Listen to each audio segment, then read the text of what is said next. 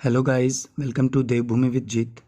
दोस्तों, हमारी एक टेस्ट सीरीज़ चल रही थी हिंदी की, और उसी क्रम में आज हम बात करेंगे टेस्ट क्रम संख्या 3 की, जो कि दोस्तों आगामी यूके ट्रिपल एससी की जितनी भी परीक्षाएं होंगी उन परीक्षाओं हेतु यह टेस्ट सीरीज़ आपके लिए लाभदायक होगी। तो आइए बिना किसी देरी किए हम अपना टेस्ट आरंभ करते हैं। तो दोस्तों, हमारा पहला क्वेश्चन है, पुष्टि मार्ग का संबंध किस दार्शनिक मत से है? किस दार्शनिक मत से है? तो आपके ऑप्शन इस प्रकार हैं: ए द्वैतवाद, बी अद्वैतवाद, सी शुद्धाद्वैतवाद और डी विशिष्ट द्वैतवाद। तो दोस्तों, आप अपने ऑप्शन जल्दी टिक कीजिए। तो दोस्तों, जिस किसी ने इसका आंसर ऑप्शन नंबर सी लगाया है उसका कुछ आंसर यह सही होगा। तो पुष्टि मार्ग का संबंध किस दार्शनिक मत से है? तो दोस्तों, पुष्टि मार्ग का जो संबंध है वो शुद्धाद्वैतवाद से है। दोस्तों, भक्ति काल के समय पर विभिन्न प्रकार के दार्शनिक आधार निकले, जिनमें काफ़ी सारे वाद थे, जैसे कि द्वैतवाद, अद्वैत, शुद्धाद्वैत और विशिष्ट अद्वैतवाद। जहाँ अद्वैतवाद की बात करें तो शंकराचार्य जी के द्वारा अद्वैतवाद की परिकल्पना की गई। रामानुजाचार्य जी के द्वारा विशिष्ट अद्वैतवाद की बात की गई, और जो यह इस क्वेश्चन का पुष्टि मार्ग यानी कि शुद्धाद्वैतवाद है, यह वल्लभाचार्य जी के द्वारा दी गई। और इन्हीं वल्लभाचार्य जी के द्वारा आगे चल करके 4 विद्वानों को शिक्षा दी गई, 4 हिंदी के कवियों को शिक्षा दी गई, व उनके पुत्र विट्ठलनाथ या विट्ठलाचार्य जी के द्वारा 4 अन्य हिंदी के कवियों को शिक्षा दे करके एक अष्टछाप की संरचना की, अष्टछाप की स्थापना की, और उन अष्टछाप में उन 8 कवियों को विट्ठलनाथ जी के द्वारा रखा गया। तो फर्स्ट क्वेश्चन का राइट आंसर है शुद्धाद्वैतवाद। आइए सेकंड क्वेश्चन की ओर बढ़ते हैं। हिंदी में कृष्ण काव्य का विषय बनाने हिंदी में कृष्ण को काव्य का विषय बनाने का श्रेय किस कवि को जाता है? तो आपके ऑप्शन है: ए सूरदास, बी विद्यापति, सी नंददास या डी वल्लभाचार्य। तो जल्दी से आप अपने ऑप्शन टिक कीजिए दोस्तों। तो दोस्तों, क्वेश्चन नंबर सेकंड का राइट आंसर है विद्यापति। दोस्तों, क्या हुआ, हिंदी में विभिन्न प्रकार के काल आते हैं, जिस क्रम में पहला जो काल होता है उसे आदि काल के नाम से जाना जाता है। और इस आदि काल में एक कवि हुआ करते थे जिनका नाम था विद्यापति। तो ये जो विद्यापति कवि हुआ करते थे, ये कीर्ति राजा के दरबार में रहते थे, और उन कीर्ति राजा के दरबार में रहते हुए इन्होंने काफ़ी रचनाएं रची, जैसे कि कीर्ति लता हो गई, कीर्ति पताका और पदावली। तो यह जो विद्यापति थे, इन्हीं को श्रेय जाता है कि कृष्ण को काव्य का विषय बनाना। इन्होंने सर्वप्रथम कृष्ण भगवान को काव्य का विषय बनाया, और आगे चल करके इन्हीं के बाद कृष्ण को एज अ काव्य यानी कि काव्य के विषय के तौर पर उन पर कविताएं या उनके ऊपर रचनाएं रची जाने लगी। तो दोस्तों, सेकंड क्वेश्चन का राइट आंसर है विद्यापति। आइए थर्ड क्वेश्चन की ओर बढ़ते हैं। थर्ड क्वेश्चन कहता है दोस्तों, निम्नलिखित में से नासिक के व्यंजन कौन सा है? दोस्तों, नासिक के व्यंजन बताना है आपने इन 4 ऑप्शन में से: ए शौ, दूसरा यों, जौ और गो। तो आप अपने ऑप्शन टिक कीजिए दोस्तों। थर्ड क्वेश्चन का राइट आंसर है बी यों। देखिए दोस्तों, नासिक के व्यंजन वह व्यंजन होते हैं जो कि प्रत्येक वर्ग के 5वें अक्षर होते हैं। इनको पंचमाक्षर के नाम से भी जाना जाता है, और मूल रूप से वह वर्ण जिनकी ध्वनि नाक से निकलती है, यानी कि जिनके उच्चारण के समय पर ध्वनि नाक से निकलती है, ऐसे व्यंजनों को नासिक के व्यंजन कहा जाता है। तो आपके थर्ड क्वेश्चन का राइट आंसर है ऑप्शन बी। आइए फोर्थ क्वेश्चन की बात करते हैं। निम्न में से शुद्ध वर्तनी वाला शब्द कौन सा है? तो आपने इन 4 ऑप्शनों में बताना है कि कौन सा शब्द शुद्ध वर्तनी का है: ए, बी, सी या डी। तो देखिए, सुषुप्ति लिखा है दोस्तों। तो दोस्तों, इस क्वेश्चन का राइट आंसर है ए सुषुप्ति। तो इसका राइट आंसर हो जाएगा ए सुषुप्ति। आइए फिफ्थ क्वेश्चन की ओर बढ़ते हैं। दोस्तों, फिफ्थ क्वेश्चन कहता है कि निम्नलिखित में से कौन सा स्वर पश्च स्वर है, यानी कि कौन सा स्वर है जो कि पीछे से बोला जाता है, या पश्च स्वर है यानी कि स्थान के आधार पर। तो ए ऑप्शन है आ, दूसरा बड़ा ई, सी जो और डी डो। दोस्तों, इस क्वेश्चन का राइट आंसर है कुछ ऑप्शन ए यानी कि आ। दोस्तों, जैसा कि हम जानते हैं कि यह कुछ स्वर और कुछ व्यंजन हैं जो कि मुंह के किसी न किसी स्थान से इनका उच्चारण किया जाता है। अब इनके उच्चारण स्थान के आधार पर ही इनके स्थान का पता लगता है कि यह आगे अग्रस्वर हैं या पश्च स्वर हैं। तो आ, क्योंकि आ का उच्चारण कंठ से होता है और यह मुखमंडल में स्थान के आधार पर पीछे आता है, तो इस आधार पर इस आ का जो उच्चारण स्थान है वह पश्च स्वर है। वहीं ई की बात करें तो ये अग्रभाग से बोला जाता है, तालु से। वहीं जो और डो जो कि व्यंजन में क्रमशः अपने अपने वर्ग में आते हैं, जैसे कि डो आता है आपका तालु में, और ये डो और चो आता है तालु में, और डो आता है मूर्धा में। ठीक है दोस्तों, अब आइए अब सिक्स्थ क्वेश्चन की ओर बढ़ते हैं। सिक्स्थ क्वेश्चन कहता है सिक्स्थ क्वेश्चन कहता है भूष्मा में प्रयुक्त संधि का नाम क्या है, यानी कि भूष्मा, ए यण संधि, बी अयादि संधि, सी दीर्घ संधि या डी वृद्धि संधि। तो आप अपने अपने ऑप्शन टिक कीजिए दोस्तों। दोस्तों इस सिक्स्थ क्वेश्चन का राइट आंसर होगा ऑप्शन नंबर सी, यानी कि दीर्घ संधि। यहाँ पर भूष्मा बना है दो शब्दों से, भू धन ऊष्मा। तो हम इसमें बड़ा ऊ और बड़ा ऊ से मिलने के बाद बड़ा ऊ बना है। तो क्योंकि दीर्घ संधि वह संधि होती है जिसमें दीर्घ वर्ण बनते हैं, हमने ये चीज़ पढ़ी थी संधि में, संधि वाले चैप्टर में। तो भूष्मा में बड़ा ऊ आ रहा है उच्चारण में और इसकी मात्रा भी आप देख सकते हैं। तो इस आधार पर भूष्मा का जो राइट आंसर होगा वो होगा सी, यण संधि, दीर्घ संधि। दोस्तों सिक्स्थ क्वेश्चन की ओर बढ़ते हैं, सेवन्थ क्वेश्चन की ओर बढ़ते हैं। सेवन्थ क्वेश्चन कहता है घोड़ा दौड़ रहा है, इस वाक्य में कौन सी क्रिया है आपने ये बतानी है। आपके ऑप्शन है ए अकर्मक क्रिया, बी सकर्मक क्रिया, सी पूर्वकालिक क्रिया या डी संयुक्त क्रिया। आप अपने अपने आंसर इसमें टिक कीजिए दोस्तों। सबसे पहले इसका एक बात जाननी होगी कि क्रिया आखिरकार होती क्या है, यानी कि कार्य करने के विषय को क्रिया कहते हैं। अब क्रिया के संदर्भ में क्रिया दो प्रकार के होते हैं, यानी कि क्रिया के दो भेद होते हैं। एक होता है अकर्मक क्रिया और दूसरा होता है सकर्मक क्रिया। अकर्मक क्रिया वह क्रिया होती है जिसमें कर्म की उपस्थिति नहीं होती है, और सकर्मक क्रिया वह होता है जिसमें कर्म की उपस्थिति होती है। यह दूसरे संदर्भ में हम यह कह सकते हैं कि क्रिया का प्रभाव अगर कर्म पर पड़ता है तो ऐसी क्रिया को सकर्मक क्रिया कहते हैं, यदि कर्म पर ना पड़कर कर्ता पर पड़ता है तो ऐसी क्रिया को अकर्मक क्रिया कहते हैं। अब इस एग्जाम्पल के माध्यम से समझते हैं।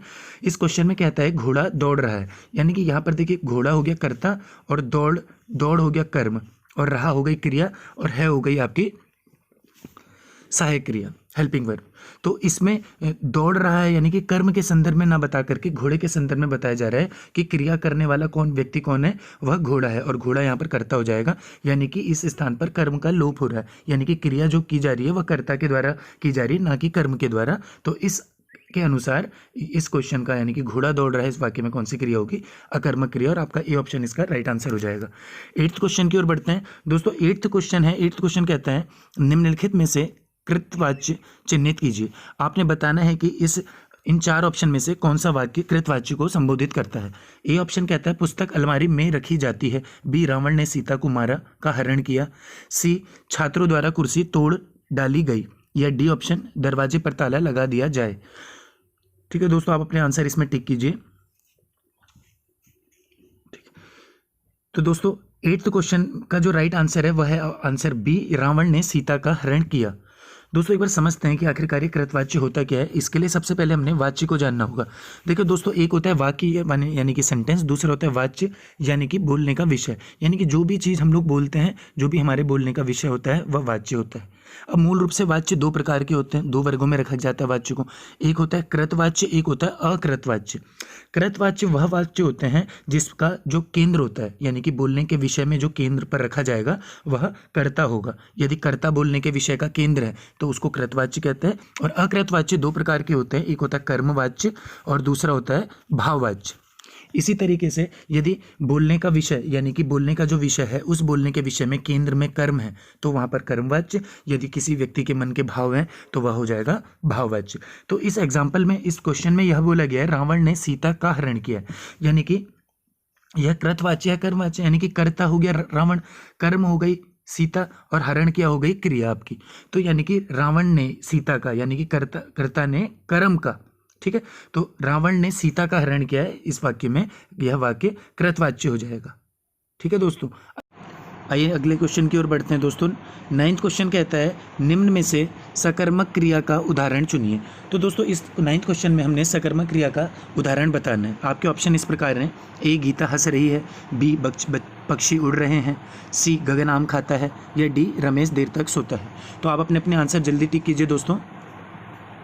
तो दोस्तों इस क्वेश्चन का राइट आंसर होगा ऑप्शन नंबर सी, गगन आम खाता है। तो दोस्तों हमने जैसा कि अभी थोड़ा पहले हमारे 8th क्वेश्चन या 7th क्वेश्चन में हमने देखा था कि किस तरीके से क्रिया के विषय में बताया गया था। तो क्रिया के दो भेद होते हैं, हमें पता था, एक सकर्मक क्रिया और एक अकर्मक क्रिया। सकर्मक क्रिया वह क्रिया होती है, यानी कि ऐसे उस क्रिया को सकर्मक क्रिया कहते हैं जहाँ पर क्रिया का जो फल है वह कर्म पर पड़ता है। अब क्रिया का फल कर्म पर पड़ता है तो सकर्मक क्रिया, अन्यथा अकर्मक क्रिया। तो इस क्वेश्चन में देखते हैं दोस्तों, क्रिया है खाना। अब इस खाना यानी कि खाता यहाँ पर लिखा गया है, तो इस खाता यानी कि इस क्रिया का जो फल पड़ रहा है वो आम पर ना पढ़ करके किस पर पढ़, वो सॉरी आम पर पड़ रहा है, गगन पर ना पढ़ करके आम पर पड़ रहा है, यानी कि आम खाता है।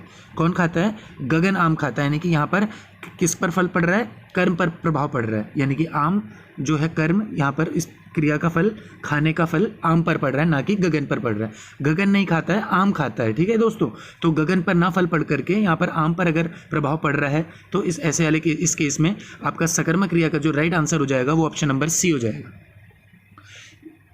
अगले क्वेश्चन की ओर बढ़ते हैं दोस्तों। 10th क्वेश्चन हमारा इस प्रकार है। 10th क्वेश्चन कहता है कि वर्तनी की दृष्टि से शुद्ध वाक्य कौन, शुद्ध शब्द कौन सा है? ए ऑप्शन है आपका घनिष्ठ, बी श्रृंगार, सी अवशिष्ट या डी गरिष्ठ। तो दोस्तों इसका राइट आंसर हो जाएगा आपका ऑप्शन नंबर ए घनिष्ठ।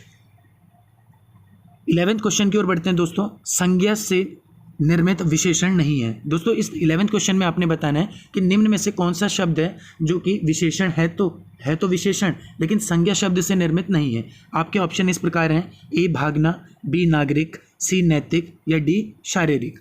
जल्दी से अपने अपने आंसर टिक कीजिए दोस्तों। दोस्तों 11th क्वेश्चन का राइट आंसर हो जाएगा ऑप्शन नंबर ए भागना। तो इसमें भागना जो शब्द है वह संज्ञा से निर्मित नहीं है। वहीं अगर बात करें नागरिक की तो नागरिक नगर नामक शब्द से निर्मित है, नैतिक नीति से निर्मित है, शारीरिक शरीर से निर्मित है। तो ये सब संज्ञा, इन सब संज्ञा शब्दों से निर्मित है, लेकिन भागना क्या है? वह भाग शब्द में ना नामक प्रत्यय के जुड़ने से इसका यानी कि निर्माण हुआ है। अगले क्वेश्चन की ओर बढ़ते हैं दोस्तों। अगला 12th हमारा क्वेश्चन इस प्रकार है। यह कहता है कि निम्नलिखित वाक्य में से शुद्ध वाक्य चुनना है। एक ऑप्शन कहता है आपका श्री कृष्ण के अनेकों नाम हैं, बी कहता है श्री कृष्ण के अनेक नाम हैं, सी श्री कृष्ण के अनेक प्रकार के नाम हैं या डी श्री कृष्ण के अनेक नाम प्रमुख हैं। तो आप अपना आंसर इसमें टिक कीजिए दोस्तों। 12th क्वेश्चन का राइट आंसर हो जाएगा अनेक, क्योंकि दोस्तों इसमें जो अनेक है यह अपने आप में एक बहुवचन शब्द के लिए प्रयोग किया जाता है अनेक को, वहीं यह अनेकों इसके लिए गलत होगा। और जो इस दिए गए 4 वाक्यों में जो राइट आंसर हो जाएगा वो आपका ऑप्शन नंबर बी हो जाएगा, जिसमें बोला गया है कि श्री कृष्ण के अनेक नाम हैं। ठीक है, तो 12th क्वेश्चन का राइट आंसर है ऑप्शन नंबर बी। आइए दोस्तों अगले क्वेश्चन की ओर बढ़ते हैं। 13th क्वेश्चन है, नदी के द्वीप नामक उपन्यास के उपन्यासकार कौन? तो दोस्तों इसका राइट आंसर जल्दी से टिक कीजिए। ए यशपाल, बी अज्ञेय, सी शैलेश मटियानी या डी गिरीश तिवारी। तो दोस्तों इस क्वेश्चन 13th क्वेश्चन यानी कि नदी के द्वीप, इस क्वेश्चन का राइट आंसर हो जाएगा अज्ञेय। सच्चिदानंद हीरानंद वात्स्यायन अज्ञेय जी के द्वारा नदी के द्वीप नामक उपन्यास की रचना की गई थी।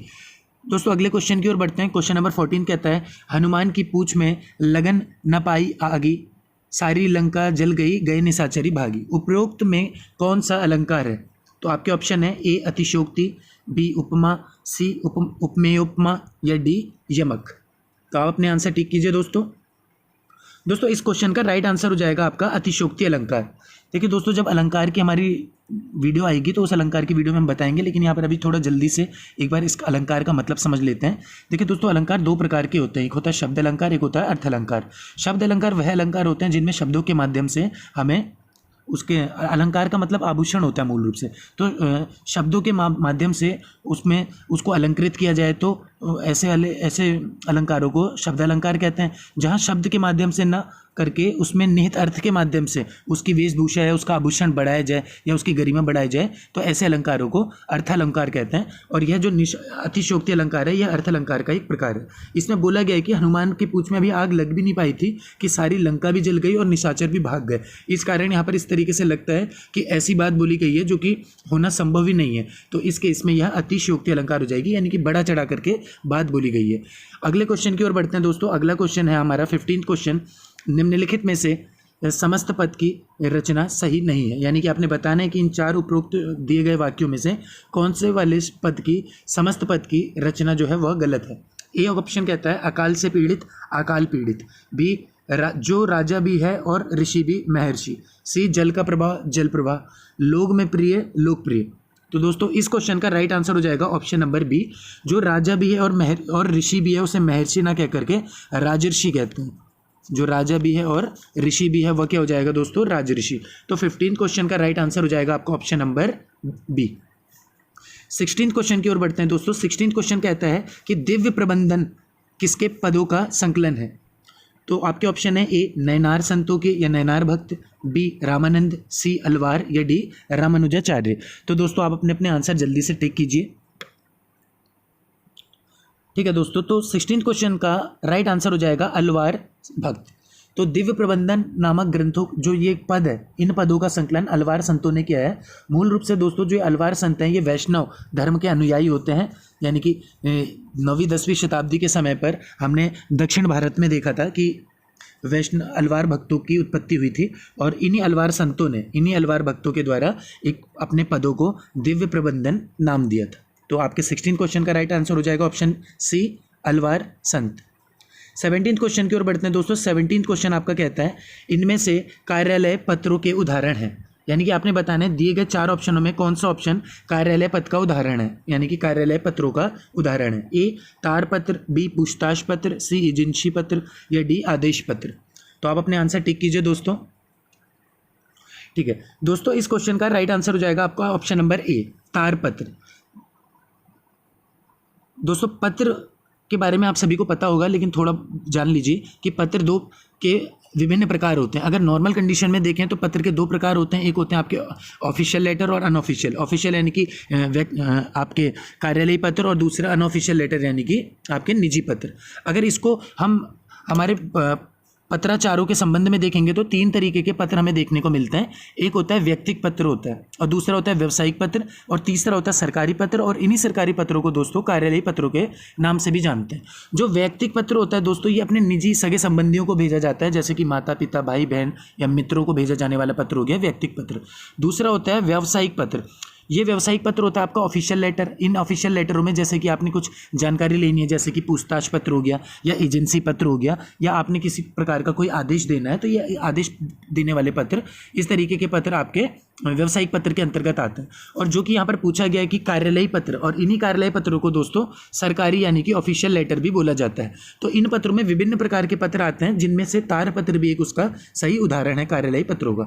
जैसे कि शासन आदेश देना है, कार्यालयी आदेश, या आपको परिपत्र जारी करना है, ज्ञापन देना है, मितव्ययी कोई पत्र है, तो इस तरीके के समस्त पत्रों को कार्यालयी या सरकारी पत्र के अधीन रखा जाता है। तो आपके 17 क्वेश्चन का राइट आंसर हो जाएगा दोस्तों ऑप्शन नंबर ए तार पत्र। 18 क्वेश्चन की ओर बढ़ते हैं दोस्तों। 18 क्वेश्चन कहता है चांदनी रात के लिए एक शब्द क्या होगा? ए निषिद्ध, बी निशा, सी सरवरी या डी विभावरी। तो दोस्तों 18 क्वेश्चन का आपका राइट आंसर हो जाएगा ऑप्शन नंबर सी शर्वरी। तो चांदनी रात के लिए जो एक शब्द का प्रयोग किया जाता है उसे शर्वरी कहते हैं। 19 क्वेश्चन की ओर बढ़ते हैं दोस्तों। 19 क्वेश्चन कहता है निम्न में से धरती का पर्यायवाची नहीं है। तो आपके ऑप्शन है ए मेदिनी, बी मही, सी वंचक या डी वसुधा। आप अपने अपने आंसर टिक कीजिए दोस्तों। तो दोस्तों 19 क्वेश्चन का राइट आंसर है ऑप्शन नंबर सी वंचक। जहां बात करें दोस्तों मेदिनी, मही, वसुधा, भू, धारिणी, ये सभी जो पर्यायवाची हैं ये धरती के पर्यायवाची हैं। वहीं वंचक बात करें तो वंचक धरती का पर्यायवाची नहीं है। वंचक होता है ठग का पर्यायवाची, ठग के पर्यायवाची होता है वंचक। तो आपके 19 क्वेश्चन का राइट आंसर हो जाएगा ऑप्शन नंबर सी वंचक। आइए दोस्तों आज के अंतिम प्रश्न की ओर बढ़ते हैं। आज का जो लास्ट क्वेश्चन है 20th क्वेश्चन कहता है हिंदी का एकमात्र ई पेपर कौन सा है, यानी कि हिंदी में प्रकाशित होने वाला एकमात्र इलेक्ट्रॉनिक पेपर। ए उद्दंड मार्तंड, बी प्रभा साक्षी, सी दौर या डी एक जमाना। तो दोस्तों 20th क्वेश्चन का जो राइट आंसर है वो है ऑप्शन नंबर बी प्रभा साक्षी। तो प्रभा साक्षी नाम का जो समाचार पत्र है दोस्तों यह हमारे हिंदी का एकमात्र इलेक्ट्रॉनिक पेपर है, जिसका कि प्रकाशन इलेक्ट्रॉनिकली किया गया था, यानी कि इंटरनेट पर मिलने वाला हमारा हिंदी का एकमात्र हिंदी का पत्र प्रभा साक्षी। तो दोस्तों हमारे 20th क्वेश्चन 20 के 20 क्वेश्चन हमारी हिंदी की टेस्ट श्रृंखला 3 के आज कंप्लीट हो चुके हैं। तो आप लोग से आशा करता हूं कि आप लोग कमेंट सेक्शन में अपना स्कोर जरूर कमेंट कीजिएगा कि आपको इस 20 क्वेश्चन में से टोटल कितने मार्क्स आपके मिले हैं। दोस्तों यदि आपके मार्क्स 15 या 15 से अधिक आ रहे हैं तो आप लोग समझ जाइए कि आप लोगों की तैयारी काफ़ी अच्छे स्तर पर है। तो दोस्तों इसी तरीके से आप लोग हमारी वीडियोज़ में लगातार बने रहें, वीडियोज़ को पूरा ज़रूर देखें। और thank you for watching our videos guys and God bless you all.